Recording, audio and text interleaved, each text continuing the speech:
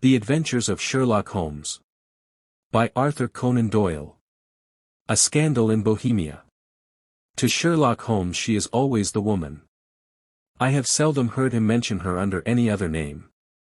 In his eyes she eclipses and predominates the whole of her sex. It was not that he felt any emotion akin to love for Irene Adler. All emotions, and that one particularly, were abhorrent to his cold, precise but admirably balanced mind. He was, I take it, the most perfect reasoning and observing machine that the world has seen, but as a lover he would have placed himself in a false position. He never spoke of the softer passions, save with a jibe and a sneer. They were admirable things for the observer, excellent for drawing the veil from men's motives and actions. But for the trained reasoner to admit such intrusions into his own delicate and finely adjusted temperament was to introduce a distracting factor which might throw a doubt upon all his mental results. Grit in a sensitive instrument, or a crack in one of his own high-power lenses, would not be more disturbing than a strong emotion in a nature such as his. And yet there was but one woman to him, and that woman was the late Irene Adler, of dubious and questionable memory. I had seen little of Holmes lately. My marriage had drifted us away from each other. My own complete happiness, and the home-centered interests which rise up around the man who first finds himself master of his own establishment, were sufficient to absorb all my attention, while Holmes, who loathed every form of society with his whole Bohemian soul, remained in our lodgings in Baker Street, buried among his old books, and alternating from week to week between cocaine and ambition, the drowsiness of the drug, and the fierce energy of his own keen nature. He was still, as ever, deeply attracted by the study of crime, and occupied his immense faculties and extraordinary powers of observation in following out those clues, and clearing up those mysteries which had been abandoned as hopeless by the official police. From time to time I heard some vague account of his doings, of his summons to Odessa in the case of the Trepoff murder, of his clearing up of the singular tragedy of the Atkinson brothers at Trincomalee, and finally of the mission which he had accomplished so delicately and successfully for the reigning family of Holland. Beyond these signs of his activity, however, which I merely shared with all the readers of the daily press, I knew little of my former friend and companion. One night, it was on the 20th of March, 1888, I was returning from a journey to a patient, for I had now returned to civil practice, when my way led me through Baker Street. As I passed the well-remembered door, which must always be associated in my mind with my wooing, and with the dark incidents of the study in scarlet, I was seized with a keen desire to see Holmes again, and to know how he was employing his extraordinary powers. His rooms were brilliantly lit, and, even as I looked up, I saw his tall, spare figure pass twice in a dark silhouette against the blind. He was pacing the room swiftly, eagerly, with his head sunk upon his chest and his hands clasped behind him. To me, who knew his every mood and habit, his attitude and manner told their own story. He was at work again. He had risen out of his drug-created dreams and was hot upon the scent of some new problem. I rang the bell and was shown up to the chamber which had formerly been in part my own. His manner was not effusive. It seldom was, but he was glad, I think, to see me. With hardly a word spoken, but with a kindly eye, he waved me to an armchair, threw across his case of cigars, and indicated a spirit case and a gasogene in the corner. Then he stood before the fire and looked me over in his singular introspective fashion. "Wedlock suits you," he remarked.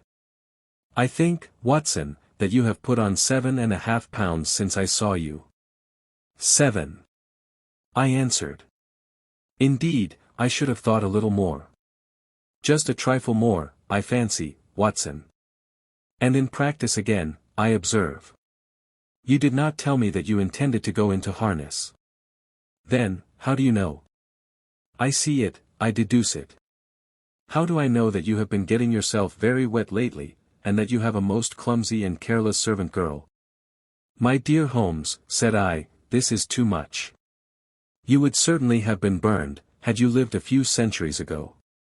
It is true that I had a country walk on Thursday and came home in a dreadful mess, but as I have changed my clothes I can't imagine how you deduce it. As to Mary Jane, she is incorrigible, and my wife has given her notice, but there, again, I fail to see how you work it out. He chuckled to himself and rubbed his long, nervous hands together. It is simplicity itself, said he. My eyes tell me that on the inside of your left shoe, just where the firelight strikes it, the leather is scored by 6 almost parallel cuts. Obviously they have been caused by someone who has very carelessly scraped round the edges of the sole in order to remove crusted mud from it. Hence, you see, my double deduction that you had been out in vile weather, and that you had a particularly malignant boot-slitting specimen of the London slavey. As to your practice, if a gentleman walks into my rooms smelling of iodoform, with a black mark of nitrate of silver upon his right forefinger, and a bulge on the right side of his top hat to show where he has secreted his stethoscope, I must be dull, indeed, if I do not pronounce him to be an active member of the medical profession. I could not help laughing at the ease with which he explained his process of deduction. When I hear you give your reasons, I remarked, the thing always appears to me to be so ridiculously simple that I could easily do it myself, though at each successive instance of your reasoning I am baffled until you explain your process. And yet I believe that my eyes are as good as yours. Quite so, he answered, lighting a cigarette, and throwing himself down into an armchair. You see, but you do not observe. The distinction is clear. For example, you have frequently seen the steps which lead up from the hall to this room. Frequently. How often? Well, some hundreds of times. Then how many are there? How many? I don't know. Quite so. You have not observed. And yet you have seen. That is just my point. Now, I know that there are 17 steps, because I have both seen and observed. By the way, since you are interested in these little problems, and since you are good enough to chronicle one or two of my trifling experiences, you may be interested in this. He threw over a sheet of thick, pink-tinted notepaper which had been lying open upon the table. It came by the last post, said he. Read it aloud. The note was undated, and without either signature or address. There will call upon you tonight, at 7:45, it said, a gentleman who desires to consult you upon a matter of the very deepest moment. Your recent services to one of the royal houses of Europe have shown that you are one who may safely be trusted with matters which are of an importance which can hardly be exaggerated. This account of you we have from all quarters received. Be in your chamber then at that hour, and do not take it amiss if your visitor wear a mask. This is indeed a mystery, I remarked. What do you imagine that it means?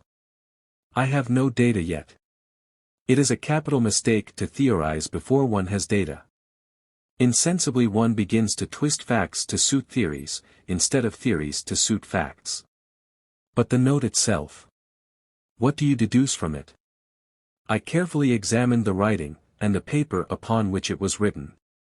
The man who wrote it was presumably well-to-do, I remarked, endeavoring to imitate my companion's processes. Such paper could not be bought under £0.50 a packet. It is peculiarly strong and stiff. Peculiar, that is the very word, said Holmes.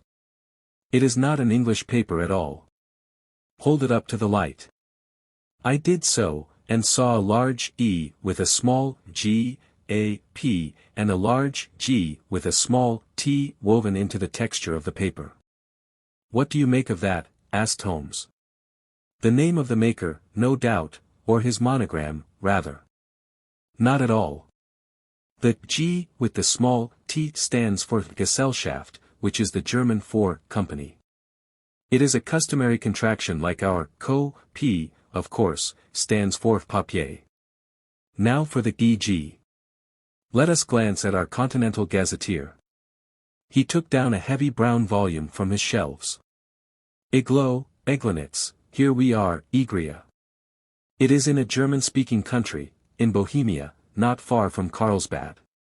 Remarkable as being the scene of the death of Wallenstein, and for its numerous glass factories and paper mills.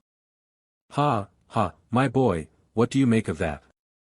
His eyes sparkled, and he sent up a great blue triumphant cloud from his cigarette. The paper was made in Bohemia, I said. Precisely. And the man who wrote the note is a German. Do you note the peculiar construction of the sentence, "This account of you we have from all quarters received"? A Frenchman or Russian could not have written that. It is the German who is so uncourteous to his verbs. It only remains, therefore, to discover what is wanted by this German who writes upon Bohemian paper and prefers wearing a mask to showing his face. And here he comes, if I am not mistaken, to resolve all our doubts. As he spoke there was the sharp sound of horses' hoofs and grating wheels against the curb, followed by a sharp pull at the bell. Holmes whistled. "A pair, by the sound," said he. "Yes," he continued, glancing out of the window. "A nice little brougham and a pair of beauties. 150 guineas apiece. There's money in this case, Watson, if there is nothing else. I think that I had better go, Holmes." "Not a bit, Doctor. Stay where you are. I am lost without my Boswell. And this promises to be interesting. It would be a pity to miss it. But your client? Never mind him. I may want your help, and so may he. Here he comes. Sit down in that armchair, Doctor, and give us your best attention." A slow and heavy step, which had been heard upon the stairs and in the passage, paused immediately outside the door. Then there was a loud and authoritative tap. "Come in," said Holmes. A man entered who could hardly have been less than 6 feet 6 inches in height, with the chest and limbs of a Hercules. His dress was rich with a richness which would, in England, be looked upon as akin to bad taste. Heavy bands of astrakhan were slashed across the sleeves and fronts of his double-breasted coat, while the deep blue cloak which was thrown over his shoulders was lined with flame-colored silk and secured at the neck with a brooch which consisted of a single flaming barrel. Boots which extended halfway up his calves, and which were trimmed at the tops with rich brown fur, completed the impression of barbaric opulence which was suggested by his whole appearance. He carried a broad-brimmed hat in his hand, while he wore across the upper part of his face, extending down past the cheekbones, a black visored mask, which he had apparently adjusted that very moment, for his hand was still raised to it as he entered. From the lower part of the face he appeared to be a man of strong character, with a thick, hanging lip, and a long, straight chin suggestive of resolution pushed to the length of obstinacy. "You had my note?" he asked with a deep harsh voice and a strongly marked German accent. "I told you that I would call." He looked from one to the other of us, as if uncertain which to address. "Pray take a seat," said Holmes. "This is my friend and colleague, Dr. Watson, who is occasionally good enough to help me in my cases. Whom have I the honor to address?" "You may address me as the Count von Kram, a Bohemian nobleman. I understand that this gentleman, your friend, is a man of honor and discretion, whom I may trust with a matter of the most extreme importance. If not, I should much prefer to communicate with you alone." I rose to go, but Holmes caught me by the wrist and pushed me back into my chair. "It is both, or none," said he. "You may say before this gentleman anything which you may say to me." The Count shrugged his broad shoulders. "Then I must begin," said he, "by binding you both to absolute secrecy for 2 years, at the end of that time the matter will be of no importance. At present it is not too much to say that it is of such weight it may have an influence upon European history." "I promise," said Holmes. "And I." "You will excuse this mask," continued our strange visitor. "The august person who employs me wishes his agent to be unknown to you, and I may confess at once that the title by which I have just called myself is not exactly my own." "I was aware of it," said Holmes dryly. "The circumstances are of great delicacy, and every precaution has to be taken to quench what might grow to be an immense scandal and seriously compromise one of the reigning families of Europe. To speak plainly, the matter implicates the great house of Ormstein, hereditary kings of Bohemia." "I was also aware of that," murmured Holmes, settling himself down in his armchair and closing his eyes. Our visitor glanced with some apparent surprise at the languid, lounging figure of the man who had been no doubt depicted to him as the most incisive reasoner and most energetic agent in Europe. Holmes slowly reopened his eyes and looked impatiently at his gigantic client. If your Majesty would condescend to state your case, he remarked, I should be better able to advise you. The man sprang from his chair and paced up and down the room in uncontrollable agitation. Then, with a gesture of desperation, he tore the mask from his face and hurled it upon the ground. You are right, he cried, I am the king. Why should I attempt to conceal it? Why, indeed, murmured Holmes.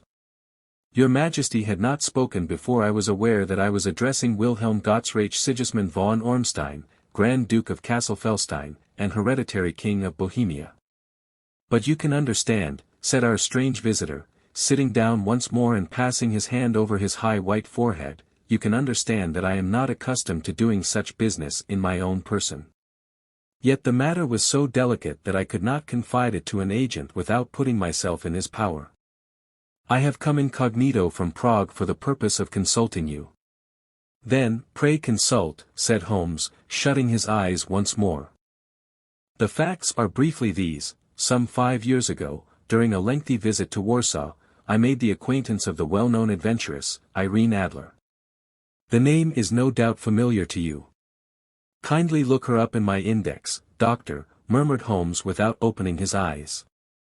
For many years he had adopted a system of docketing all paragraphs concerning men and things, so that it was difficult to name a subject or a person on which he could not at once furnish information. In this case I found her biography sandwiched in between that of a Hebrew rabbi and that of a staff commander who had written a monograph upon the deep-sea fishes. Let me see, said Holmes. Born in New Jersey in the year 1858. Contralto, La Scala, Prima donna Imperial Opera of Warsaw, yes. Retired from operatic stage, Living in London, quite so. Your Majesty, as I understand, became entangled with this young person, wrote her some compromising letters, and is now desirous of getting those letters back. Precisely so. But how? Was there a secret marriage? None. No legal papers or certificates? None. Then I fail to follow your Majesty. If this young person should produce her letters for blackmailing or other purposes, how is she to prove their authenticity? There is the writing. Pooh.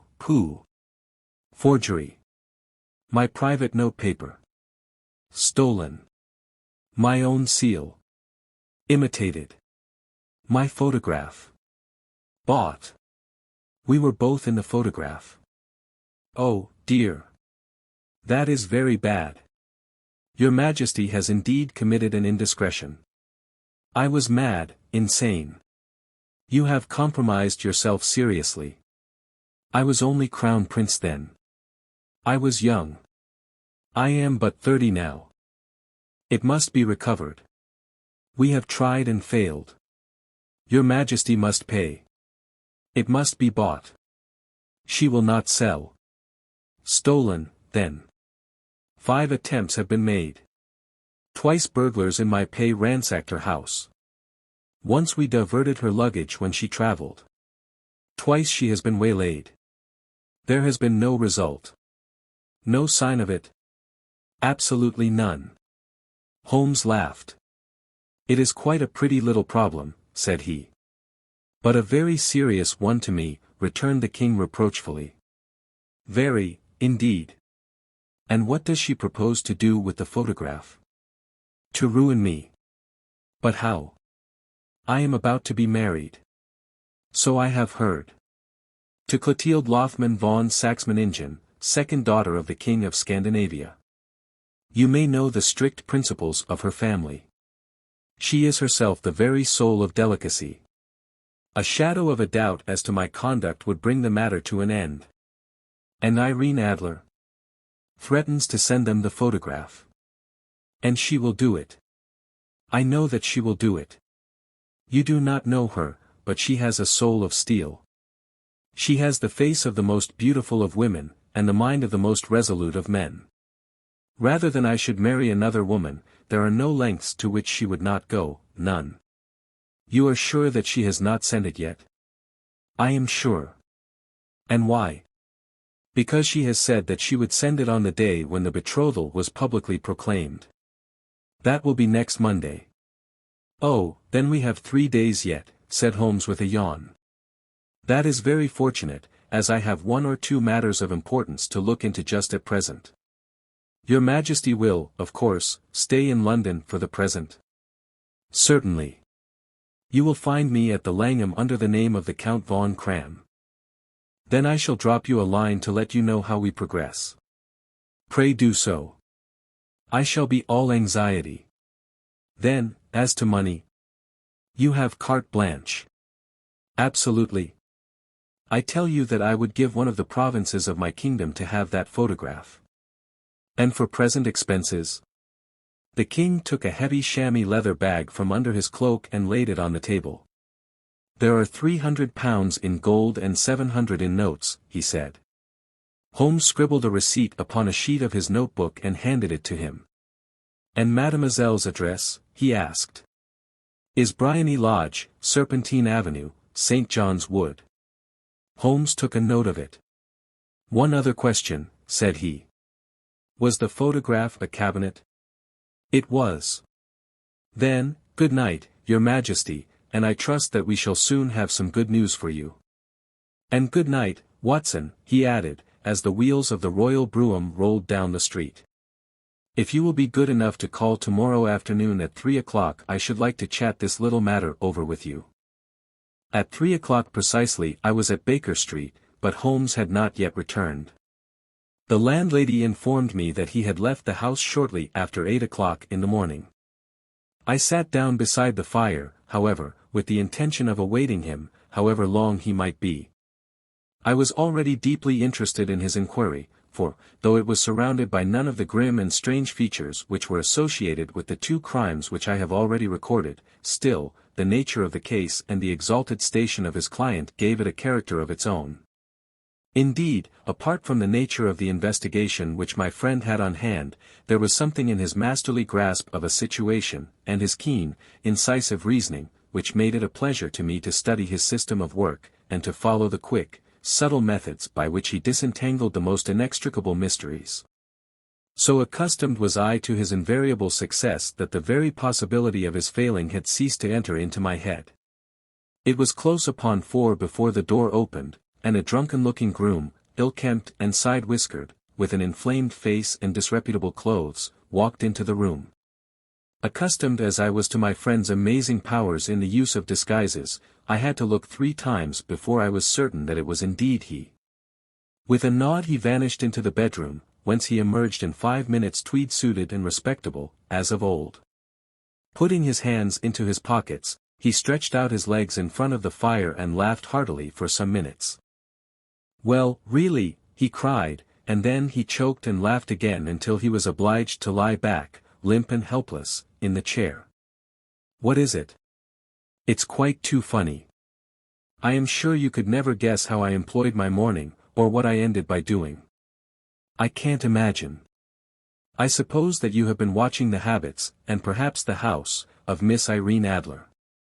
Quite so, but the sequel was rather unusual. I will tell you, however. I left the house a little after 8 o'clock this morning in the character of a groom out of work.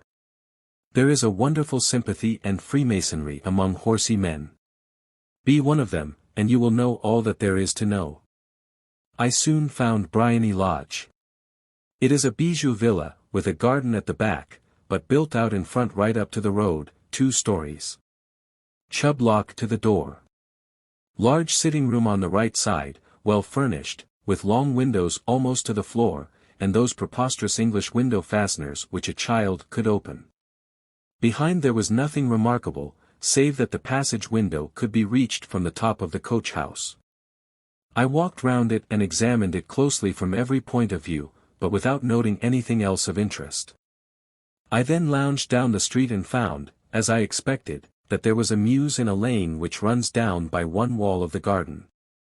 I lent the ostlers a hand in rubbing down their horses, and received in exchange 2d, a glass of half and half, 2 fills of shag tobacco, and as much information as I could desire about Miss Adler, to say nothing of half a dozen other people in the neighborhood in whom I was not in the least interested, but whose biographies I was compelled to listen to. And what of Irene Adler? I asked. Oh, she has turned all the men's heads down in that part. She is the daintiest thing under a bonnet on this planet. So say the Serpentine Muse, to a man. She lives quietly, sings at concerts, drives out at 5 every day, and returns at 7 sharp for dinner. Seldom goes out at other times, except when she sings. Has only one male visitor, but a good deal of him.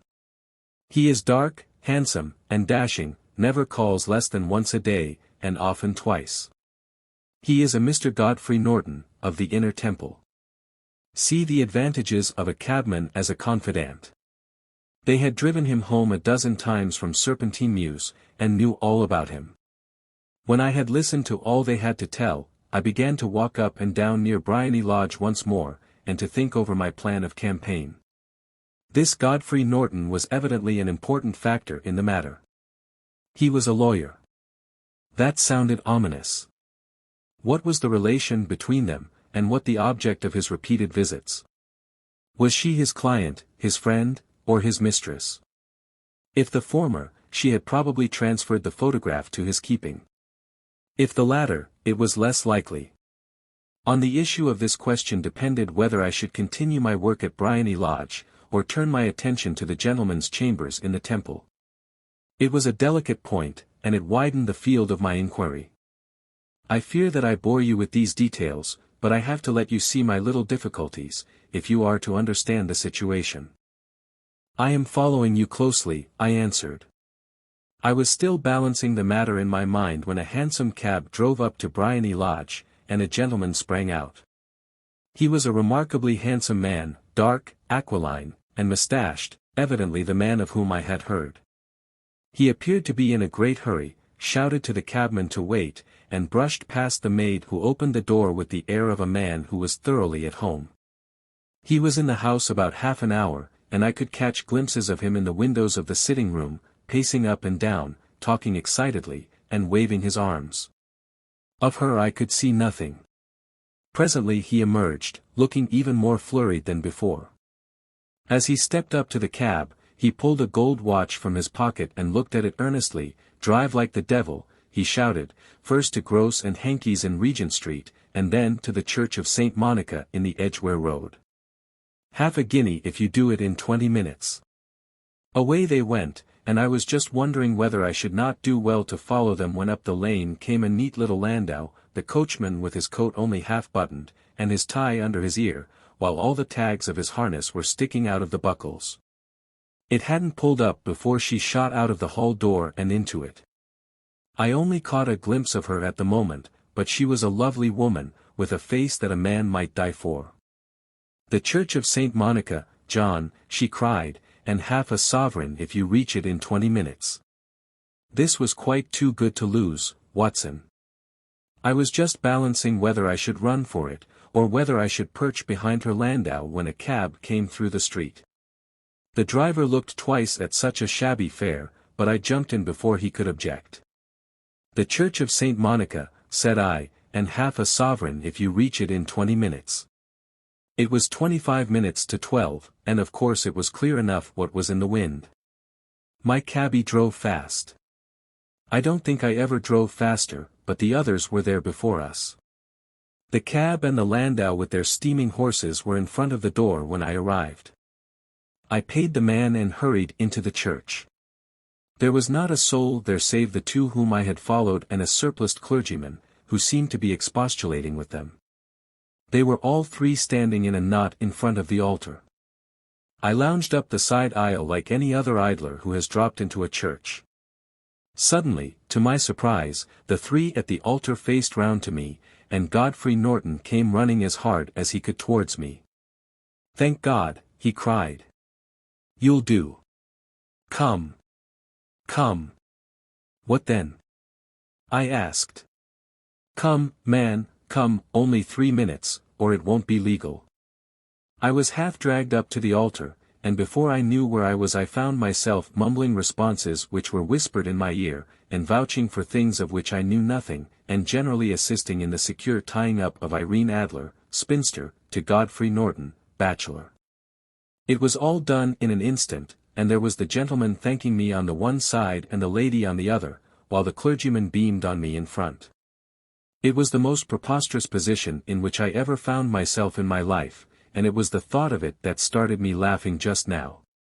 It seems that there had been some informality about their license, that the clergyman absolutely refused to marry them without a witness of some sort, and that my lucky appearance saved the bridegroom from having to sally out into the streets in search of a best man.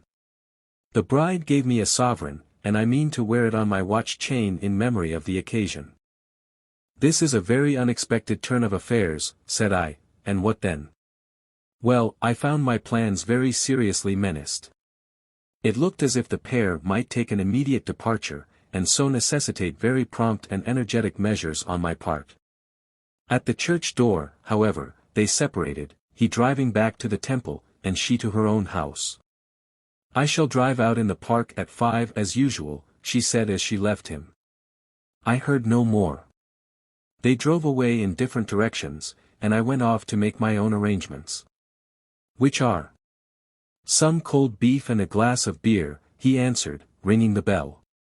"I have been too busy to think of food, and I am likely to be busier still this evening. By the way, Doctor, I shall want your cooperation." "I shall be delighted." "You don't mind breaking the law?" "Not in the least." "Nor running a chance of arrest?" "Not in a good cause." "Oh, the cause is excellent. Then I am your man. I was sure that I might rely on you. But what is it you wish?" "When Mrs. Turner has brought in the tray I will make it clear to you." "Now," he said as he turned hungrily on the simple fare that our landlady had provided, "I must discuss it while I eat, for I have not much time. It is nearly 5 now. In 2 hours we must be on the scene of action. Miss Irene, or Madam, rather, returns from her drive at 7. We must be at Bryony Lodge to meet her." "And what then?" "You must leave that to me. I have already arranged what is to occur. There is only one point on which I must insist. You must not interfere, come what may. You understand? I am to be neutral. To do nothing whatever. There will probably be some small unpleasantness. Do not join in it. It will end in my being conveyed into the house.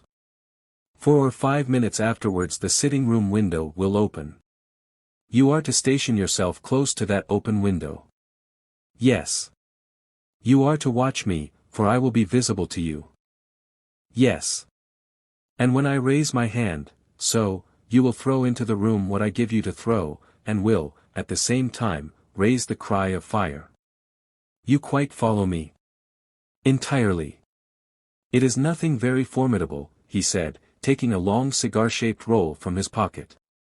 "It is an ordinary plumber's smoke rocket, fitted with a cap at either end to make it self-lighting. Your task is confined to that. When you raise your cry of fire, it will be taken up by quite a number of people. You may then walk to the end of the street, and I will rejoin you in 10 minutes. I hope that I have made myself clear. I am to remain neutral, to get near the window, to watch you, and at the signal to throw in this object, then to raise the cry of fire, and to wait you at the corner of the street." "Precisely. Then you may entirely rely on me." "That is excellent. I think, perhaps, it is almost time that I prepare for the new role I have to play." He disappeared into his bedroom and returned in a few minutes in the character of an amiable and simple-minded nonconformist clergyman. His broad black hat, his baggy trousers, his white tie, his sympathetic smile, and general look of peering and benevolent curiosity were such as Mr. John Hare alone could have equalled. It was not merely that Holmes changed his costume. His expression, his manner, his very soul seemed to vary with every fresh part that he assumed. The stage lost a fine actor, even as science lost an acute reasoner, when he became a specialist in crime. It was 6:15 when we left Baker Street, and it still wanted 10 minutes to the hour when we found ourselves in Serpentine Avenue. It was already dusk, and the lamps were just being lighted as we paced up and down in front of Bryony Lodge, waiting for the coming of its occupant. The house was just such as I had pictured it from Sherlock Holmes' succinct description, but the locality appeared to be less private than I expected. On the contrary, for a small street in a quiet neighborhood, it was remarkably animated. There was a group of shabbily dressed men smoking and laughing in a corner, a scissors grinder with his wheel, 2 guardsmen who were flirting with a nurse girl, and several well-dressed young men who were lounging up and down with cigars in their mouths. "You see," remarked Holmes, as we paced to and fro in front of the house, "this marriage rather simplifies matters. The photograph becomes a double-edged weapon now. The chances are that she would be as averse to its being seen by Mr. Godfrey Norton, as our client is to its coming to the eyes of his princess. Now the question is, where are we to find the photograph? Where, indeed? It is most unlikely that she carries it about with her. It is cabinet size. Too large for easy concealment about a woman's dress. She knows that the king is capable of having her waylaid and searched. 2 attempts of the sort have already been made. We may take it, then, that she does not carry it about with her. Where, then? Her banker or her lawyer. There is that double possibility. But I am inclined to think neither. Women are naturally secretive, and they like to do their own secreting. Why should she hand it over to anyone else? She could trust her own guardianship, but she could not tell what indirect or political influence might be brought to bear upon a businessman. Besides, remember that she had resolved to use it within a few days. It must be where she can lay her hands upon it. It must be in her own house. But it has twice been burgled. Pshaw! They did not know how to look. But how will you look? I will not look. What then? I will get her to show me. But she will refuse. She will not be able to. But I hear the rumble of wheels. It is her carriage. Now carry out my orders to the letter. As he spoke, the gleam of the sidelights of a carriage came round the curve of the avenue. It was a smart little landau which rattled up to the door of Briony Lodge. As it pulled up, one of the loafing men at the corner dashed forward to open the door in the hope of earning a copper, but was elbowed away by another loafer, who had rushed up with the same intention. A fierce quarrel broke out, which was increased by the 2 guardsmen, who took sides with one of the loungers, and by the scissors grinder, who was equally hot upon the other side. A blow was struck, and in an instant the lady, who had stepped from her carriage, was the center of a little knot of flushed and struggling men, who struck savagely at each other with their fists and sticks. Holmes dashed into the crowd to protect the lady, but, just as he reached her, he gave a cry and dropped to the ground, with the blood running freely down his face. At his fall the guardsmen took to their heels in one direction and the loungers in the other, while a number of better dressed people, who had watched the scuffle without taking part in it, crowded in to help the lady and to attend to the injured man. Irene Adler, as I will still call her, had hurried up the steps, but she stood at the top with her superb figure outlined against the lights of the hall, looking back into the street. "Is the poor gentleman much hurt?" she asked. "He is dead," cried several voices. "No, no, there's life in him," shouted another. "But he'll be gone before you can get him to hospital." "He's a brave fellow," said a woman. "They would have had the lady's purse and watch if it hadn't been for him. They were a gang, and a rough one, too. Ah, he's breathing now. He can't lie in the street. May we bring him in, marm?" "Surely. Bring him into the sitting room. There is a comfortable sofa. This way, please."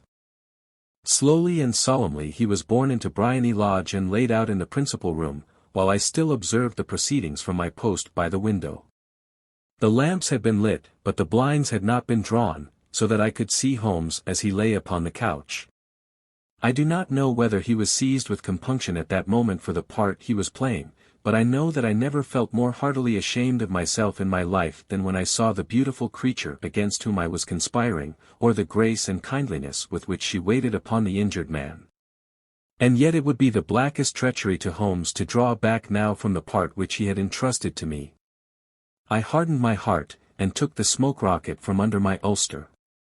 After all, I thought, we are not injuring her. We are but preventing her from injuring another. Holmes had sat up upon the couch, and I saw him motion like a man who is in need of air. A maid rushed across and threw open the window.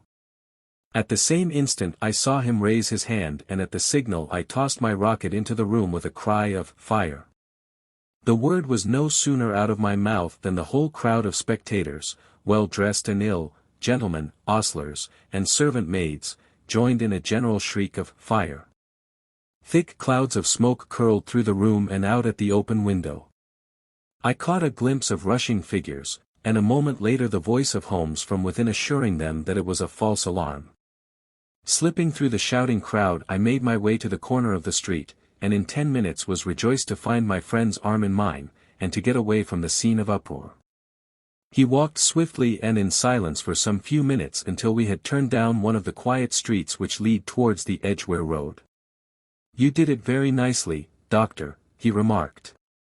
"Nothing could have been better. It is all right. You have the photograph? I know where it is. And how did you find out?" "She showed me, as I told you she would. I am still in the dark." "I do not wish to make a mystery," said he, laughing. "The matter was perfectly simple. You, of course, saw that everyone in the street was an accomplice. They were all engaged for the evening. I guessed as much.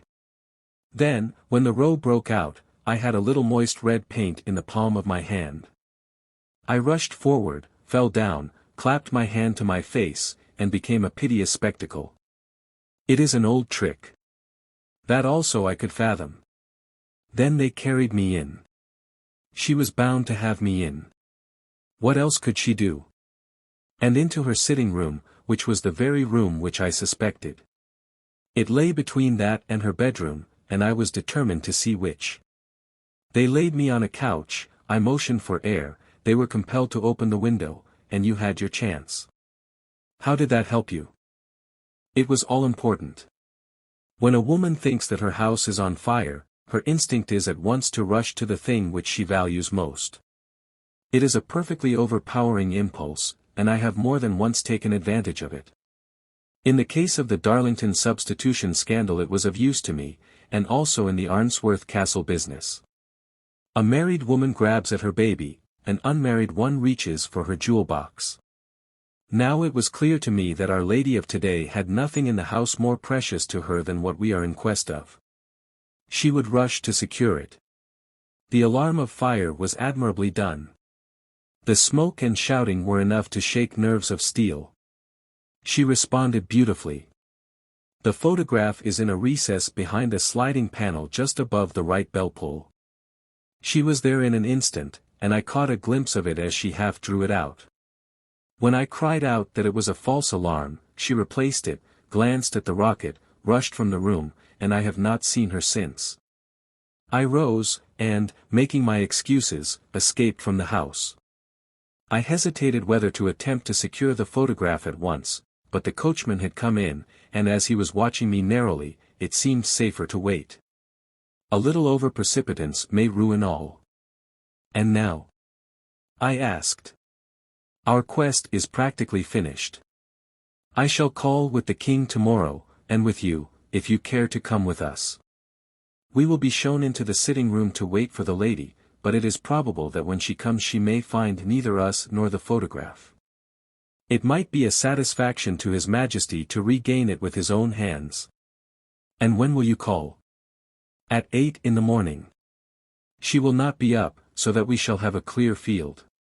Besides, we must be prompt, for this marriage may mean a complete change in her life and habits. I must wire to the king without delay. We had reached Baker Street and had stopped at the door. He was searching his pockets for the key when someone passing said, "Good night, Mr. Sherlock Holmes." There were several people on the pavement at the time, but the greeting appeared to come from a slim youth in an ulster who had hurried by. "I've heard that voice before," said Holmes, staring down the dimly lit street. "Now, I wonder who the deuce that could have been." I slept at Baker Street that night, and we were engaged upon our toast and coffee in the morning when the King of Bohemia rushed into the room. You have really got it, he cried, grasping Sherlock Holmes by either shoulder and looking eagerly into his face. Not yet. But you have hopes. I have hopes. Then, come. I am all impatience to be gone. We must have a cab.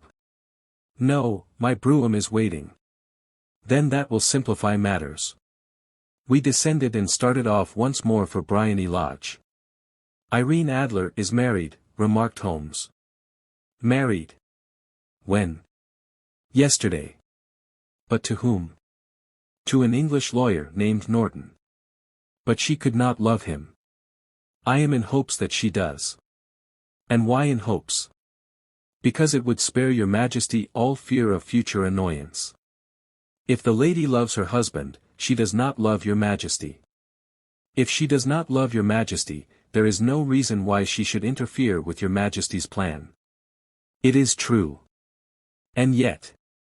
Well. I wish she had been of my own station.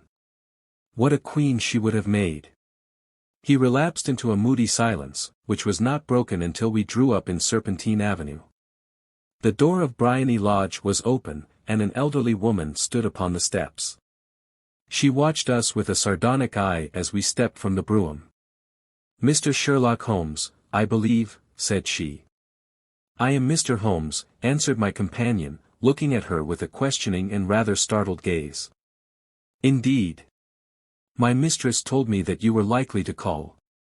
She left this morning with her husband by the 5:15 train from Charing Cross for the Continent. What? Sherlock Holmes staggered back, white with chagrin and surprise. Do you mean that she has left England? Never to return. And the papers? Asked the king hoarsely. All is lost. We shall see. He pushed past the servant and rushed into the drawing-room, followed by the king and myself. The furniture was scattered about in every direction, with dismantled shelves and open drawers, as if the lady had hurriedly ransacked them before her flight. Holmes rushed at the bell-pull, tore back a small sliding shutter, and, plunging in his hand, pulled out a photograph and a letter. The photograph was of Irene Adler herself in evening dress. The letter was superscribed to Sherlock Holmes, Esq. to be left till called for. My friend tore it open, and we all three read it together. It was dated at midnight of the preceding night and ran in this way. My dear Mr. Sherlock Holmes, you really did it very well. You took me in completely. Until after the alarm of fire, I had not a suspicion. But then, when I found how I had betrayed myself, I began to think. I had been warned against you months ago. I had been told that, if the king employed an agent, it would certainly be you. And your address had been given me. Yet, with all this, you made me reveal what you wanted to know. Even after I became suspicious, I found it hard to think evil of such a dear, kind old clergyman. But, you know, I have been trained as an actress myself. Male costume is nothing new to me. I often take advantage of the freedom which it gives. I sent John, the coachman, to watch you, ran upstairs, got into my walking clothes, as I call them, and came down just as you departed. Well, I followed you to your door, and so made sure that I was really an object of interest to the celebrated Mr. Sherlock Holmes. Then I, rather imprudently, wished you good night, and started for the Temple to see my husband. We both thought the best resource was flight, when pursued by so formidable an antagonist, so you will find the nest empty when you call tomorrow. As to the photograph, your client may rest in peace. I love and am loved by a better man than he. The king may do what he will without hindrance from one whom he has cruelly wronged. I keep it only to safeguard myself, and to preserve a weapon which will always secure me from any steps which he might take in the future. I leave a photograph which he might care to possess, and I remain, dear Mr. Sherlock Holmes, very truly yours, Irene Norton, née Adler. What a woman, oh, what a woman, cried the King of Bohemia, when we had all three read this epistle. Did I not tell you how quick and resolute she was? Would she not have made an admirable queen? Is it not a pity that she was not on my level? From what I have seen of the lady, she seems, indeed, to be on a very different level to your Majesty," said Holmes coldly. "I am sorry that I have not been able to bring your Majesty's business to a more successful conclusion." "On the contrary, my dear sir," cried the king, "nothing could be more successful.